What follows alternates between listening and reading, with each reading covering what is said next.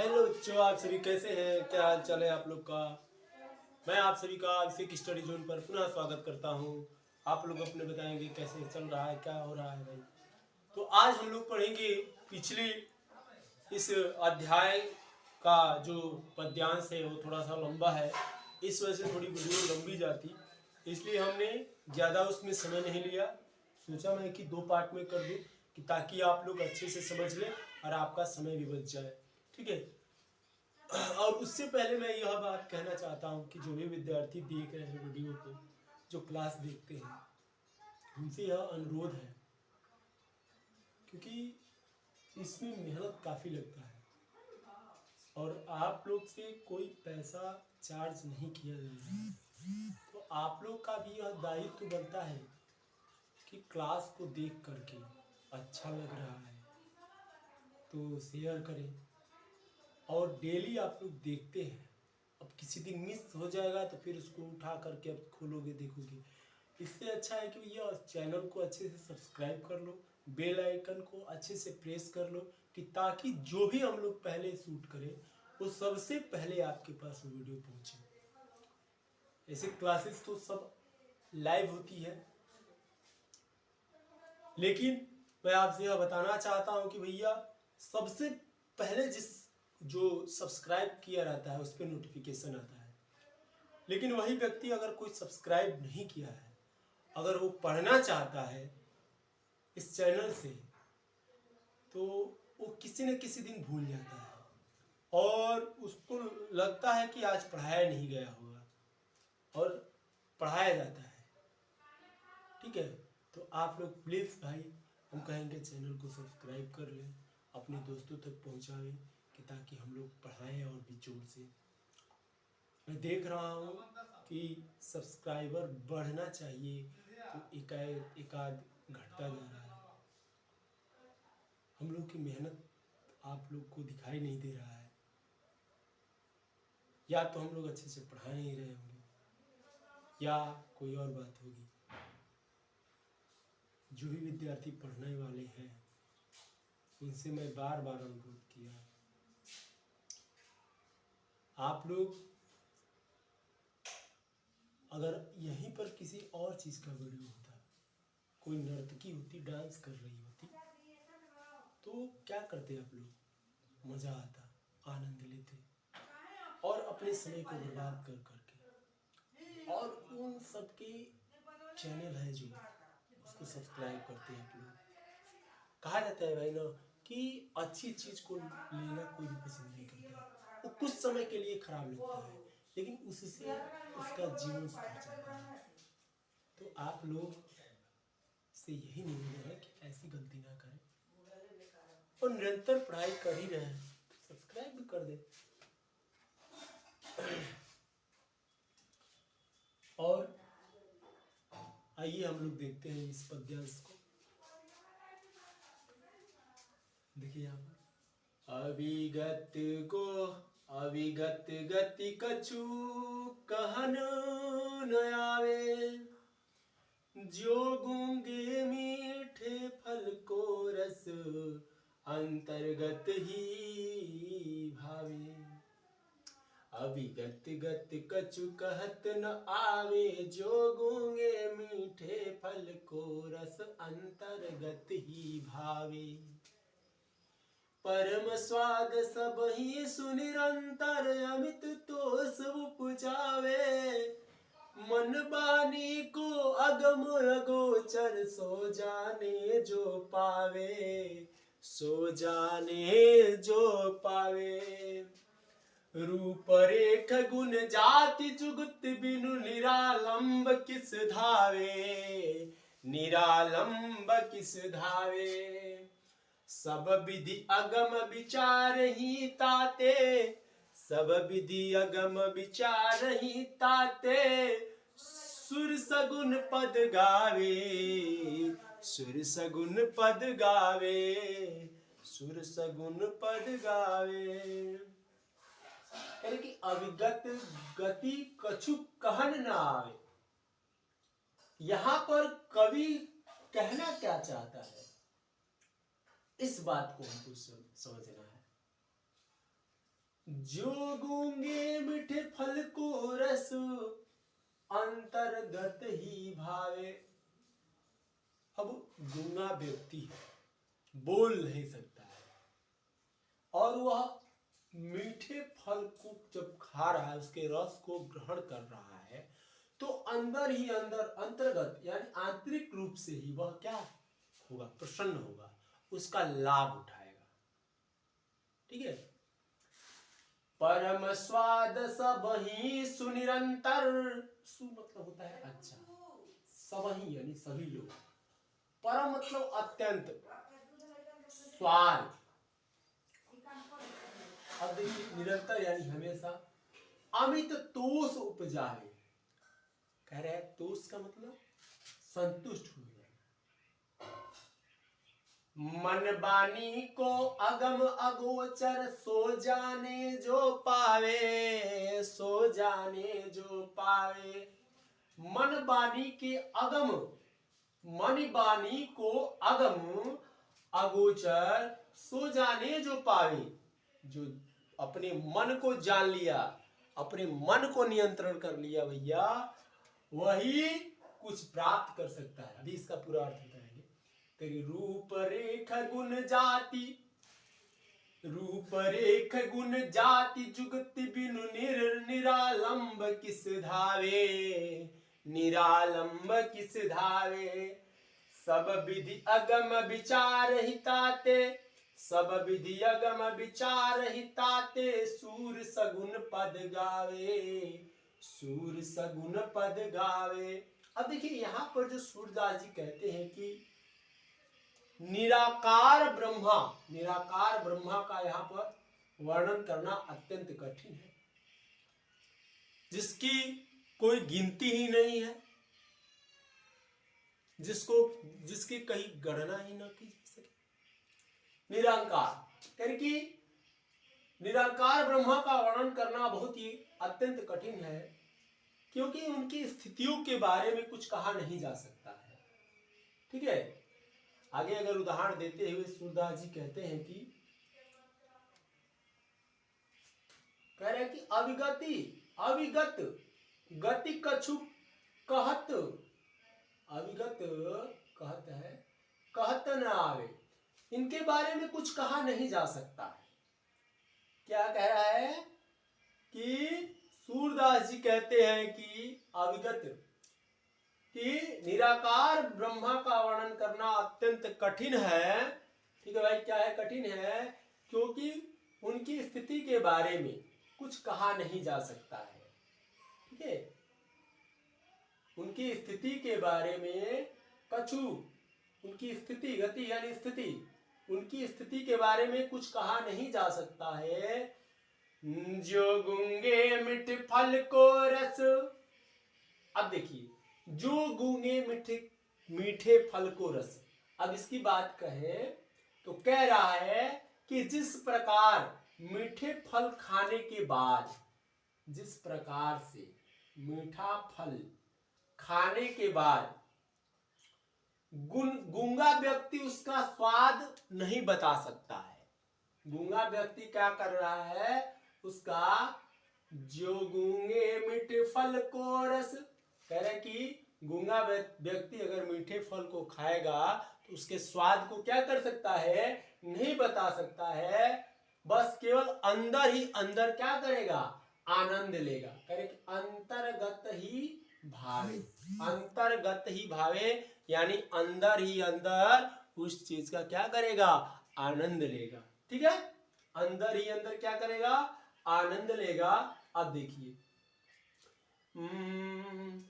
परम स्वाद सब ही सुनिरंतर, अमित तोष उपजावे, अमित तोष उपजावे। कह रहे परंतु उसी प्रकार से, परम यानी कह रहे कि परंतु फिर से स्वाद सब ही सुनिरंतर, कह रहे हैं कि ठीक उसी प्रकार से, ठीक है, बस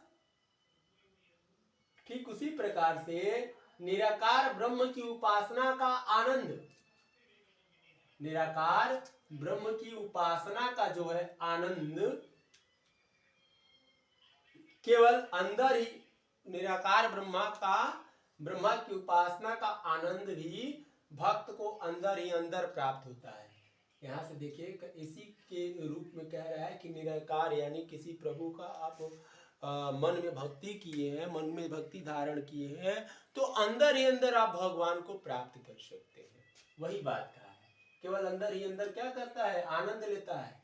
गूंगा व्यक्ति अगर मीठे फल को खाएगा तो बताएगा नहीं भाई, ठीक है, और वो अंदर ही अंदर क्या करेगा, आनंद लेगा, आनंद को ग्रहण करेगा, महसूस करेगा।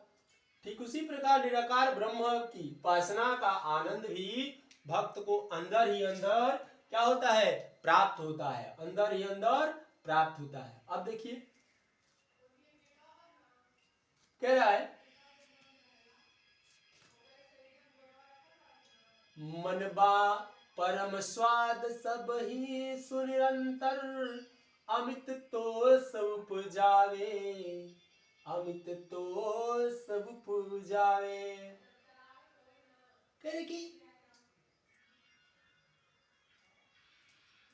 कह रहा है कि इंद्रिया भी उसको पाने के लिए, कह रहे कि इंद्रिया भी उसको पाने में क्या है, असमर्थ है।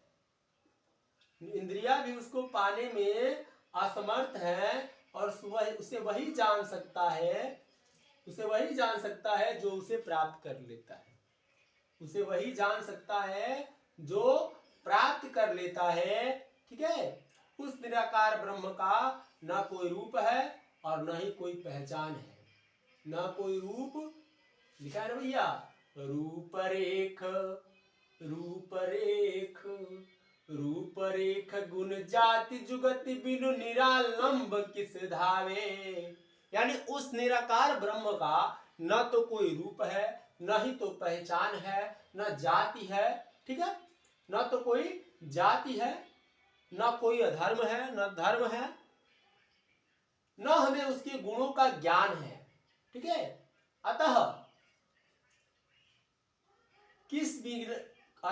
बिना किसी आधार का कहां कहां दौड़ते रहे। कह रहा है कि अतः धावे मतलब दौड़ना, ठीक है भाई, दौड़ना, बिना आधार के हम कहां कहां दौड़े, पता ही समझ में।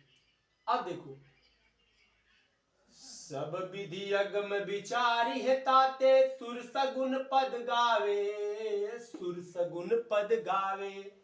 अब कह रहा है कि अंत में सूरदास जी कहते हैं, कह रहा है ना, कहा गया सूर सगुन, सूर सगुन, यानी अब सूरदास जी पद में विचार करते हुए गाते हैं कि सब विधि अगम विचार ही ताते, सब प्रकार के विचारों को, सब प्रकार के अगम्य को मानकर मैं सगुण ब्रह्म की लीलाओं का वर्णन करता हूं। सब प्रकार के गुणों को मानकर मैं सगुण लीलाओं का क्या करता हूं, वर्णन करता हूं, जानता हूं। अब आओ थोड़ा इसको व्याख्या के माध्यम से देखें तो और अच्छे से समझ में आएगा। अविगत गति कछु कहत न आवे, जो गूंगे मीठे फल को रस अंतर्गत ही भावे, परम स्वाद सब ही सुनिरंतर, अमित तो सब उपजावे, अमित तो सब उपजावे। मन बानी को अगम अगोचर, सो जाने जो पावे, सो जाने जो पावे। रूपरेख गुण जाति जुगति बिनु निरालंब किस धावे, सब विधि अगम विचार ही ताते सुर सगुन पद गावे, ताते सुर सगुन पद गावे।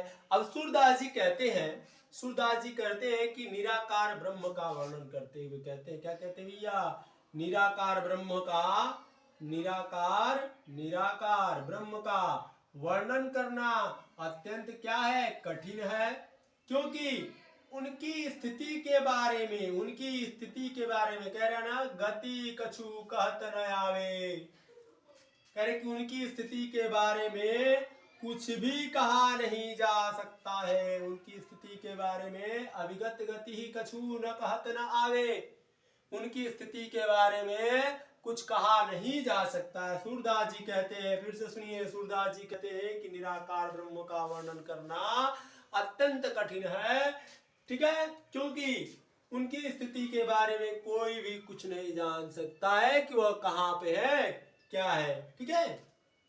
अब देखो, जो गूंगे मीठे फल को रस अंतर्गत ही भावे, अंतर्गत ही भावे।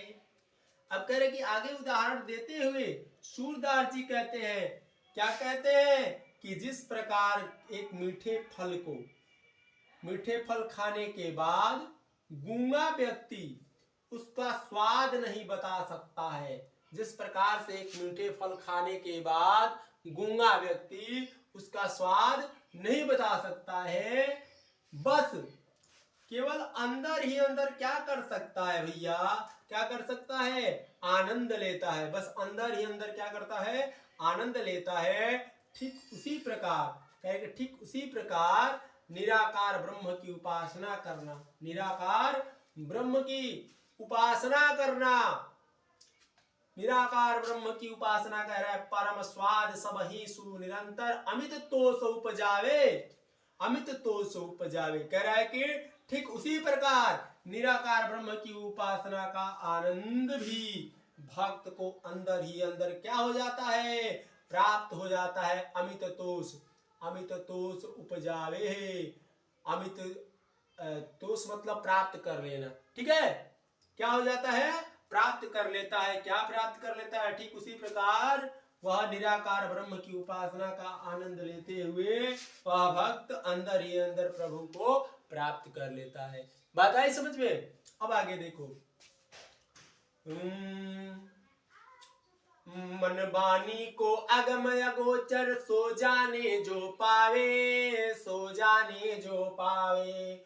रूप रेख गुण जाति जुगति बिनु निरालंब किस धावे, निरालंब किस धावे। अब जानो, कह रहे कि मन बानी को अगम अगोचर, मन बानी को कह रहे कि मन बानी को अगम अगोचर सो जाने जो पावे। अब उसकी अपने मन ही मन उस व्यक्ति जो जान रहा है, पहचान रहा है, ठीक है। मन बानी को अगम अगोचर सो जाने जो पावे। रूप रेख गुण जाति जुगति बिनु निरालंब किस धावे। यानी वह व्यक्ति, वह भक्त, वह एक विवेचना करता है, सोचता है कि उस प्रभु जी की ना तो कोई रूप है, न जाति है, न धर्म है, न गुण है, ठीक है। देखिए यहाँ पर हमने लिखा भी है कि इंद्रिया भी उसको पाने में असमर्थ है, उस निराकार ब्रह्म को पाने में क्या है, असमर्थ है। उसे वही जान सकता है जो उसे प्राप्त कर लेता है, उसे वही जान सकता है जो प्राप्त कर लेता है। मन बानी को अगम अगोचर सो जाने जो पावे, यानी उसे वही जान सकता है जो उसे प्राप्त कर सकता है। मन बानी के अगम, उसे प्राप्त करने के लिए इंद्रिया भी उससे पाने में क्या थी, असमर्थ थी। अब देखिए आगे, रूप रेख गुण जाति जुगति बिनु निरालंब किस धावे। रूप रेख का क्या कह रहा है, उस निराकार ब्रह्म का, उस निराकार ब्रह्म का ना तो कोई रूप है, ना तो कोई रूप है, ना पहचान है, और ना हमें उसके गुणों का, ना हमें उसके गुणों का क्या है, ज्ञान है। अतः बिना किसी, कह रहे बिनु निरालंब किस धावे। अतः बिना किसी आधार के, बिना किसी आधार के, बिना किसी आधार के कहां कहां हम दौड़ते रहे। देखिए धावे लिखा है ना, धावे यानी दौड़ना, कहां कहां पर हम सब क्या करें, दौड़ते रहे। अब आगे देखो, सब विधियगम विचार हिताते सुर सगुन पद गावे, सुर सगुन पद गावे। अब सूरदास जी क्या कर रहे हैं, इस गीत को गा रहे हैं कि अंत में सूरदास जी कहते हैं कि निर्गुण को सब प्रकार के अगम्य मानकर मैं सगुण ब्रह्म की लीलाओं का क्या करता हूं, वर्णन करता हूं और बताने का प्रयास करता हूं। तो मैं आशा करता हूं कि यह क्लास में ये जो पद्यांश है आपका बहुत ही अच्छे से समझ में आया होगा। एक बार और देखो, पहले क्या करना है हम लोग को, जो ये हमारा पद्यांश है इसके अर्थ को समझना है।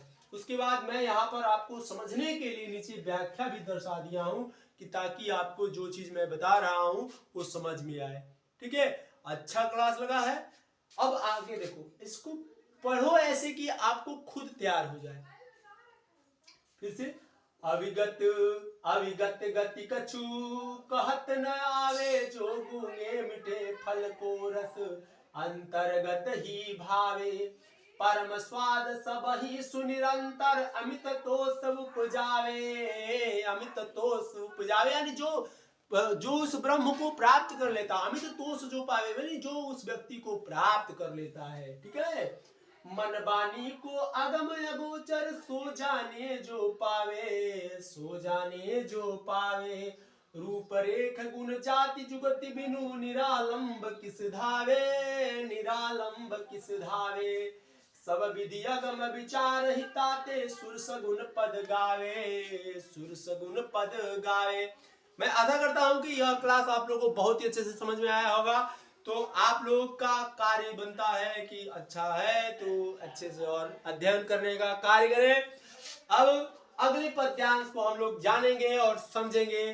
ठीक है, तब तक के लिए देखते रहिए अभिषेक स्टडी जोन, और आप सभी लोग इसी तरह से अपना कार्य करते रहें, मस्त रहें, मुस्कुराते रहें। अब आइए अगले पद को देखते हैं।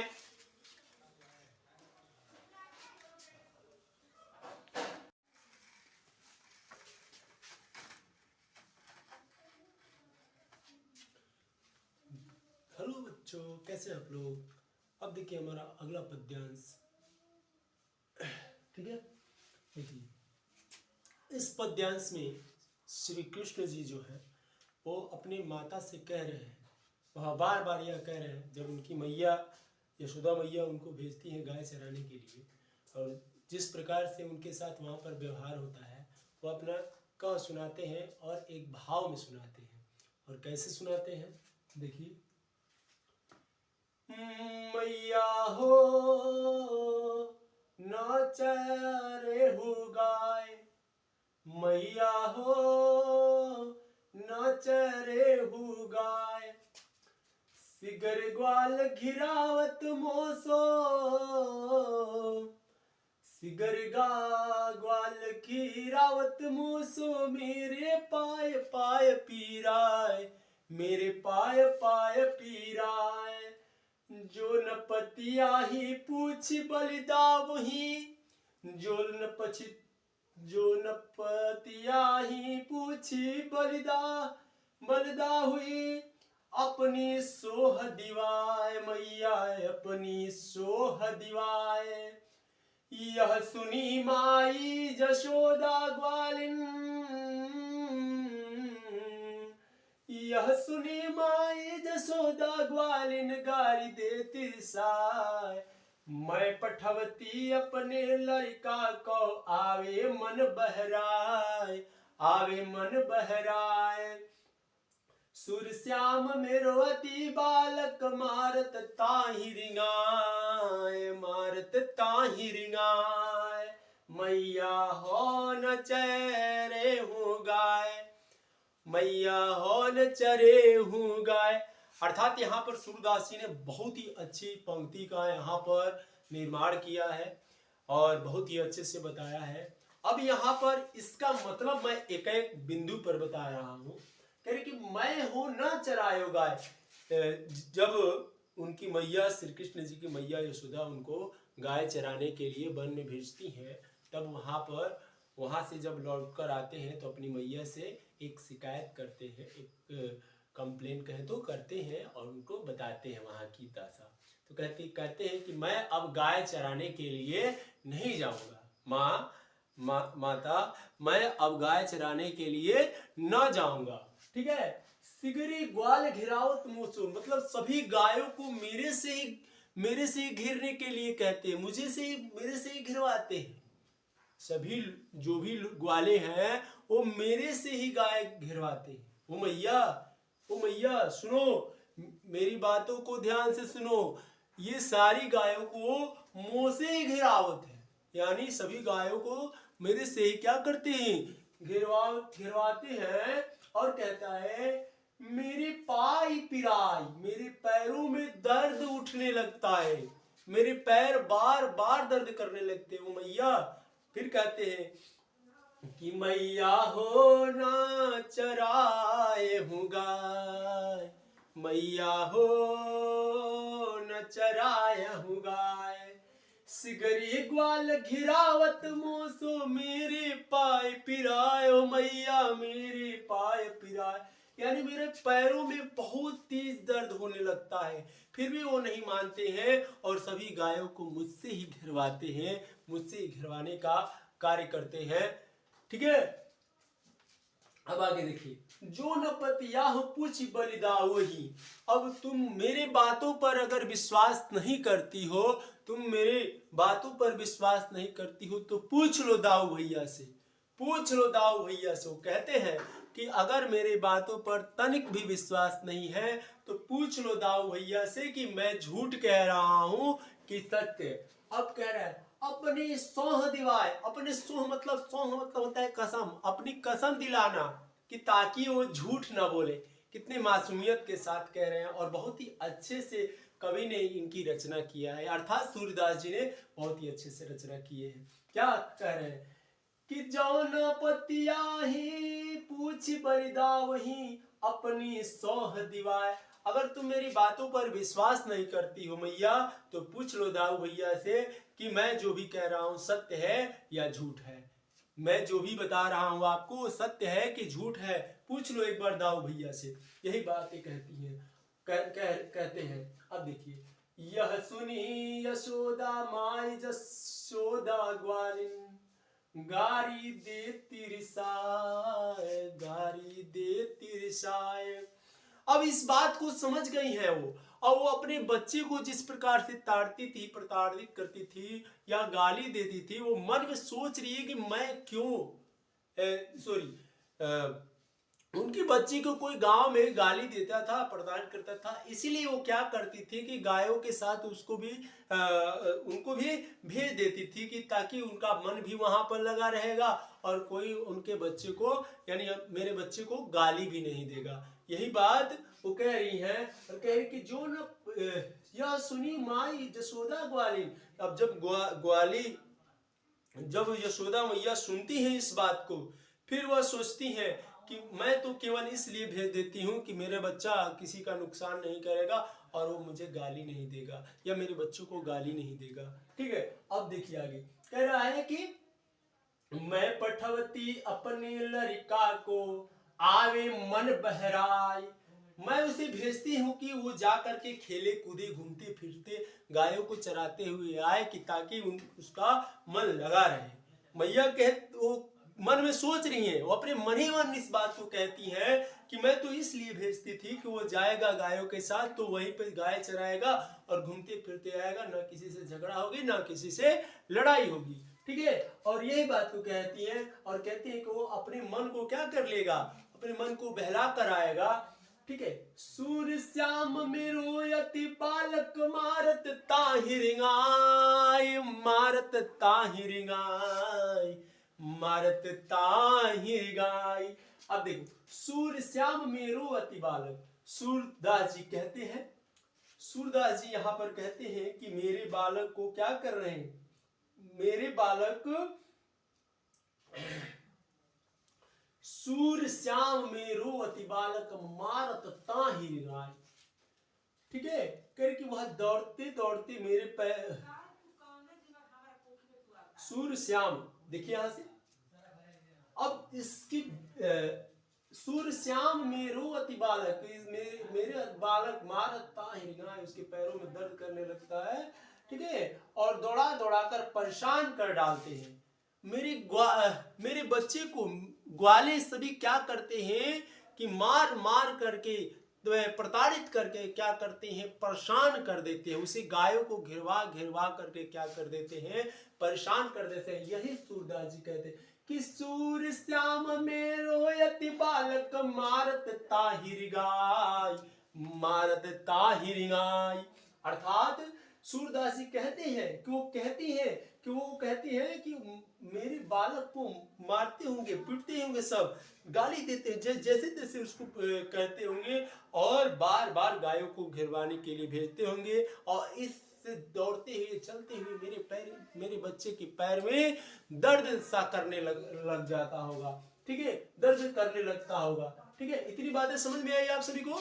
इतनी बातों में किसी को कहीं से कोई दिक्कत है तो एक बार और इस पंक्ति को पढ़ेंगे क्योंकि थोड़ा सा अच्छा।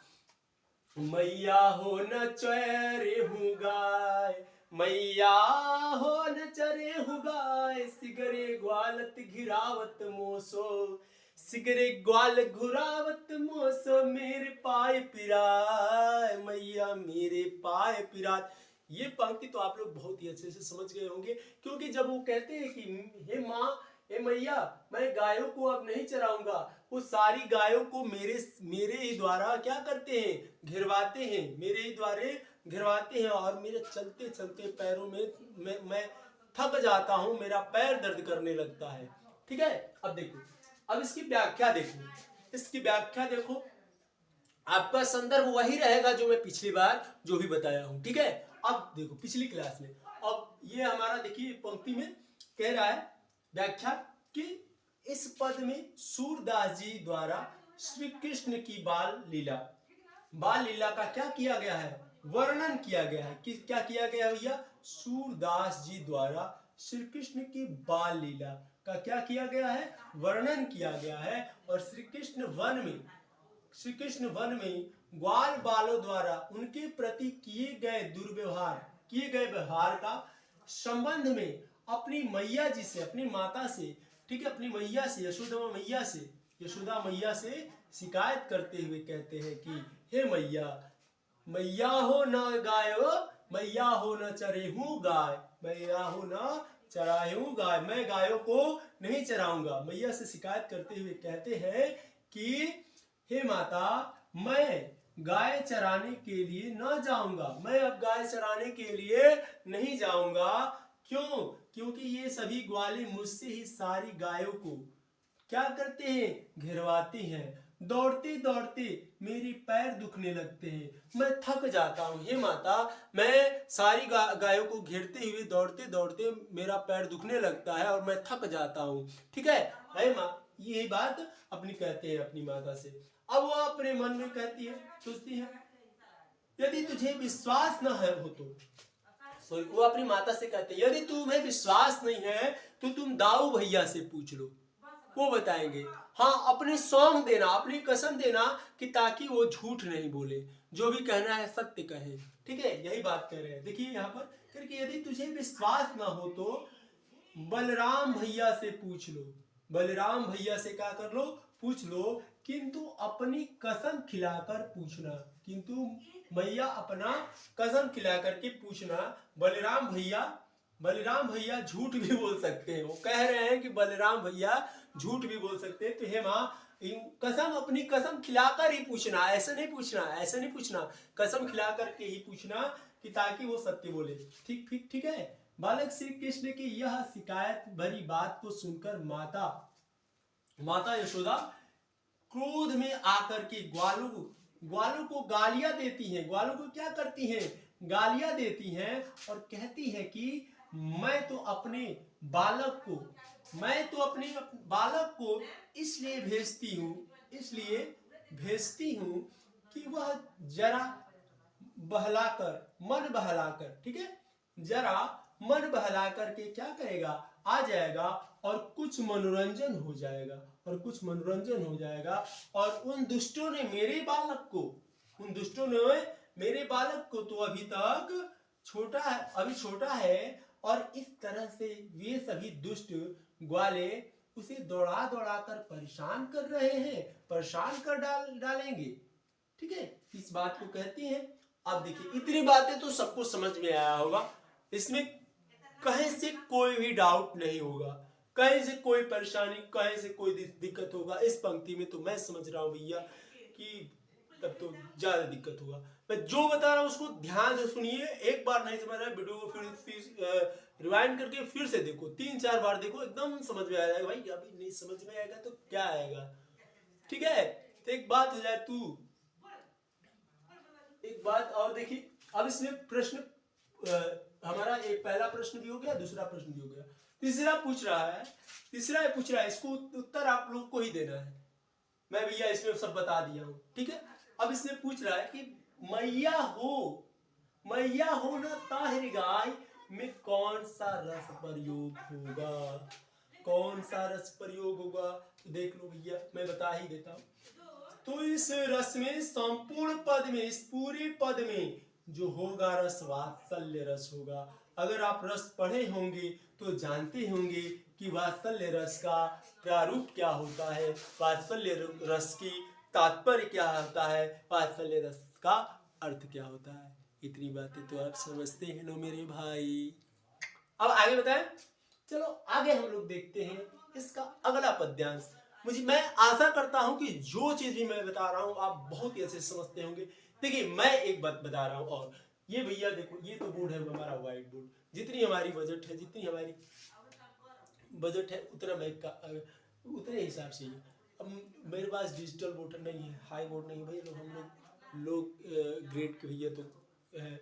हाँ, जो पढ़ाएंगे, जो डिजिटल वाले बोर्ड पे आप लोग को जो मिलेगा उससे कई ज्यादा हमारे इस बोर्ड पे हम लोग बताएंगे। बोर्ड मैटर नहीं करता है, करता है मैटर तो जो पढ़ाने वाले जो टीचर होते हैं उनकी क्या क्वालिफिकेशन है और उनकी क्या क्षमता है, वो मैटर करता है। और ज्यादा जिसके पास डिग्री भी है और एक्सपीरियंस नहीं है ना, वो भी न के बराबर भैया। तो जो भी पढ़ा रहे हैं तो हमको तो इतना विश्वास है कि आपको समझ में आ रहा होगा। कहीं से मैं भी कोई भगवान नहीं कि मैं भैया शक्ति दिया जाओ तथास्तु तुम 100 में 100% ला दोगे, ऐसा तो नहीं है भैया।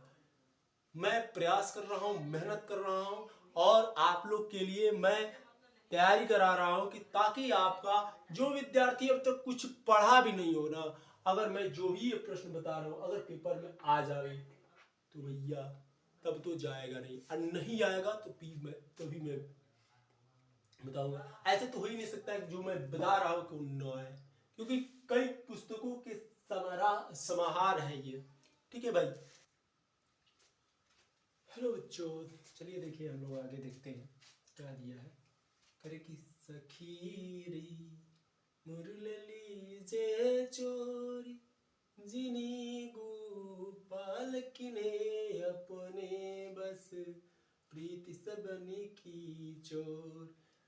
सखीरी मुरली जे चोरी जिनी गोपाल किन्हे अपने बस प्रीति सबनी की चोर। सखीरी मुरली लीजे चोर, सखीरी मुरली लीजे चोर।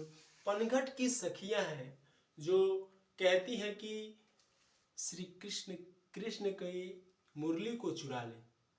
वही आपस में विचार करती है, विमर्श करती हैं कि सखी रे, हे सखियों, चलो कि कृष्ण की मुरली ही हम लोग चुरा ले ले। ठीक है, क्या कर ले ले। आगे देखिए।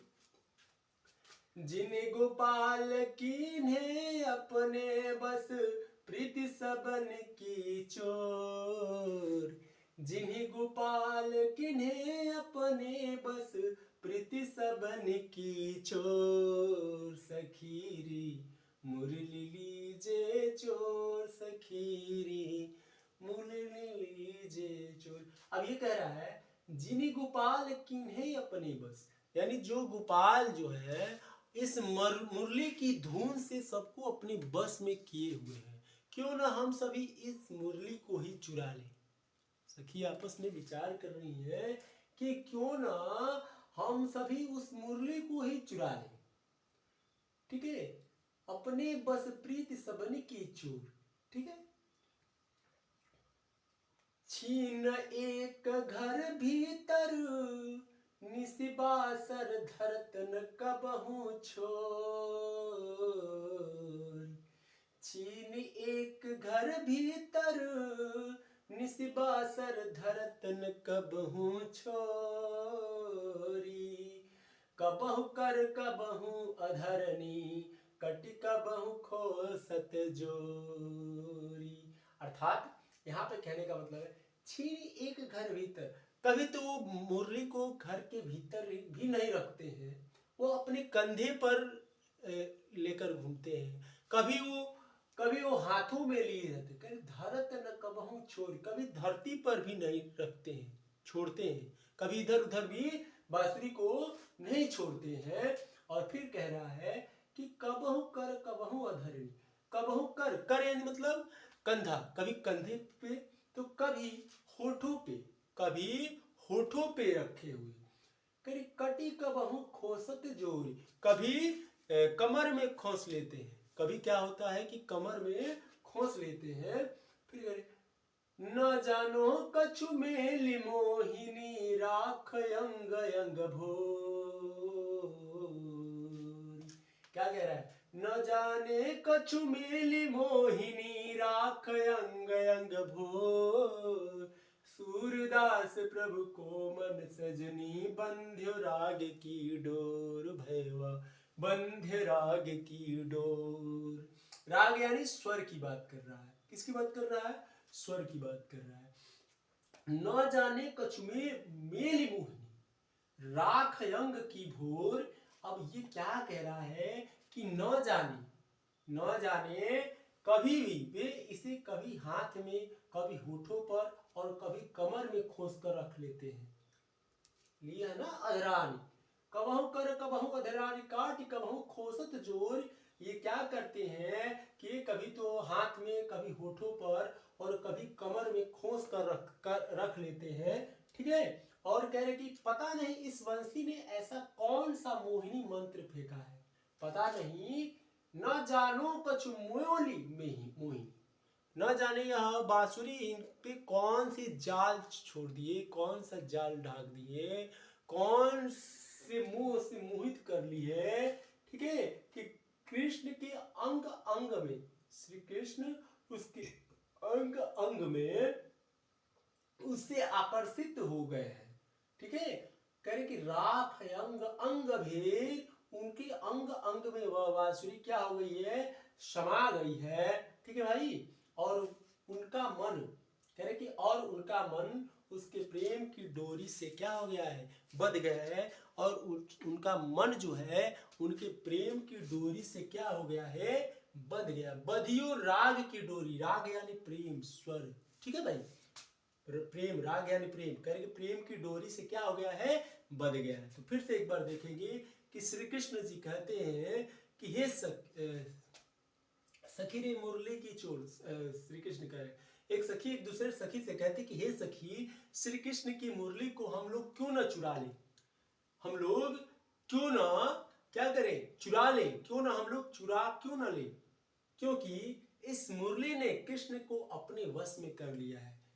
इस मुरली ने कृष्ण को क्या कर लिया है, अपने वश में कर लिया। प्रीति सबनी की चोरी, किन्हें अपने बस में, जीन गोपाल किन्हें अपने बस में, प्रीति सबनी की चोर।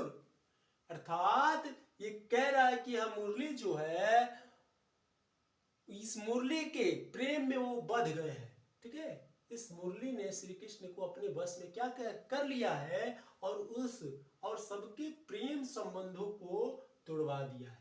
केवल मुरली ही लेकर घूमते हैं और हम सभी का कोई विचार नहीं होता है। एक सखी दूसरे सखी से कहती है इस बात को।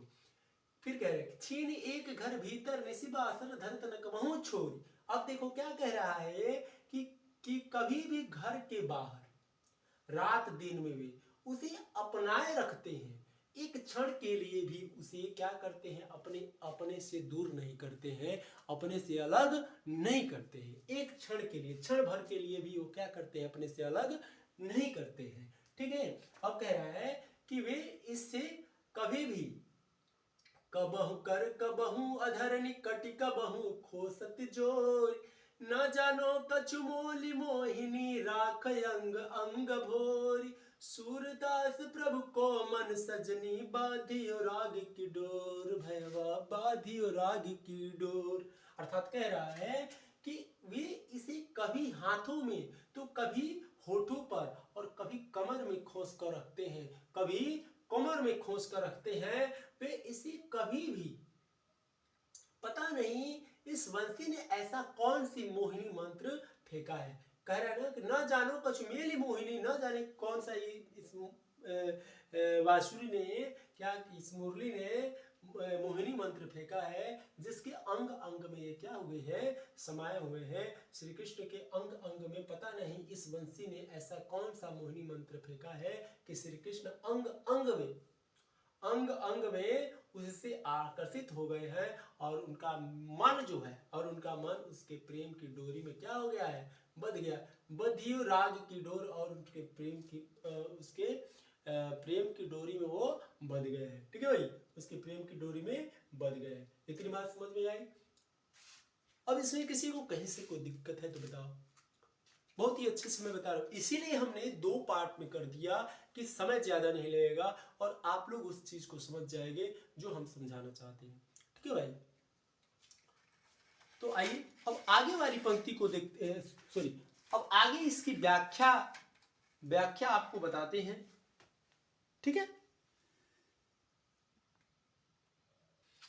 अब देखिए हमने यहां पर दर्शाया है क्योंकि इसकी व्याख्या किया है हमने कि हे सखी, श्री कृष्ण की मुरली को हम लोग क्यों ना चुरा क्यों ना लें। ठीक है, क्योंकि इस मुरली ने श्री कृष्ण को अपने वश में कर लिया है और सबके प्रेम संबंधों को क्या कर दिया है, तोड़वा दिया है।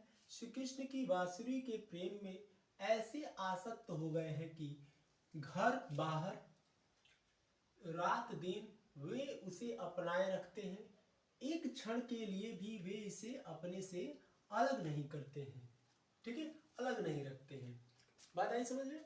अब आगे देखो, क्योंकि वे इसे कभी भी हाथों में, कभी होठों पर और कभी कमर में खोस कर रख लेते हैं। ठीक है, अब आगे देखो, पता नहीं इस बंसी ने ऐसा कौन सा जादू, ऐसा कौन सा मोहिनी मंत्र फेंका है कि श्री कृष्ण की अंग अंग उससे आकर्षित हो गए हैं और उनका मन जो है उसके प्रेम की डोरी में क्या हो गया है, बंध गया है। ठीक है, इतनी बातें समझ में आई आप लोग को। अब देखो आगे, अब आगे ये तो हमारी व्याख्या हो गई। अब आगे हमारी है कि कह रहा है उपयुक्त पद्यांश का काव्य सौंदर्य लिखिए। यहाँ पर देखिए, उपयुक्त पद्यांश का काव्य सौंदर्य। ठीक है भाई, काव्य सौंदर्य लिखिए। तो इसके काव्य सौंदर्य मैंने यहाँ पर दे रखा है क्योंकि भाषा में ब्रज भाषा, शैली कौन सी है भैया, मुक्तक एवं गीतात्मक, और गुण कौन सा है, माधुर्य है। ठीक है, अब देखो रस में कौन सा रस है, श्रृंगार रस है। छंद में कौन सा, गेय पद, और शब्द शक्ति में कौन सा है, लक्षणा है। अब ये जो है आपका कबहू कर कबहू अधराग काट, इसका जो भी इस अलंकार का प्रयोग, कौन सा अलंकार इसमें प्रयोग हुआ, ये सब आप उत्तर में दर्शाएंगे और नहीं आएगा तो उस टाइम में बताऊंगा कमेंट में। तो मैं आशा करता हूं कि यह क्लास आप लोग को बहुत अच्छा लगा होगा।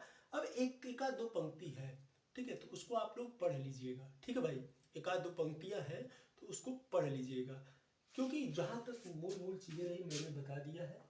ठीक है, अब एक आध 2 जो पंक्तियां हैं उसको आप स्वयं से ग्रहण करेंगे। ठीक है, अब हम लोग मिलते हैं अगली क्लास में। ठीक है, और जाते जाते मैं एक बात बोलना चाहता हूं कि तू इतनी जल्दी हार मत मान, तू इतनी जल्दी हार मत मान, अपनी मंजिल को देख। तू इतनी जल्दी हार मत मान, अपनी मंजिल को देख।